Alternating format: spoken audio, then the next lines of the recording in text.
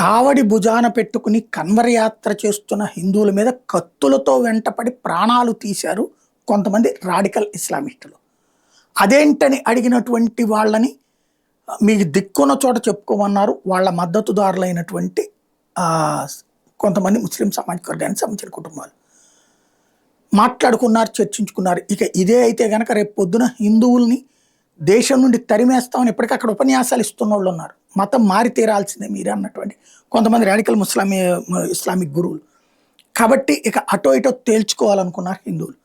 రోడ్డెక్కారు, అక్కడ విధ్వంసం సృష్టిస్తున్నారు. ఓ పక్కన శాంతి యాత్రలు జరుగుతున్నాయి అన్ని మతాలు కలిపి, రెండో పక్కన హింసాకాండ కొనసాగుతోంది. కత్తులతో పొడుచుకునే సంఘటనలు చోటు చేసుకున్నాయి. హిందువులు తిరగబడ్డారు, ప్రతి చోట నిలదీస్తున్నారు. వివిధ నగరాల్లో ఈ విధ్వంసకర కార్యకలాపాలు సాగుతున్నాయి. ప్రభుత్వం బాలేన్ షా ఒకవైపున అప్పీల్ చేస్తూ ఉన్నాడు, మనం జాగ్రత్తగా ఉందామని చెప్పి. కాకపోతే ఇక్కడ నువ్వు రాడికల్ ఇస్లామిస్టుల్ని ఎందుకు కాపాడుతున్నావు? మన దేశంలో ఈ దేశపు జాతిని నాశనం చేయడానికి వాళ్ళు కుట్ర పన్నుతుంటే వాళ్ళ మీద చర్యలు చేపట్టకుండా మాకొచ్చి శాంతి వచనాలు ఎందుకు చెప్తున్నావు అని ఆ ప్రభుత్వాన్ని నిలదీస్తున్నారు హిందువులు. ఒక తిరుగుబాటు మాత్రం పతాక స్థాయిలోనే ఉంది.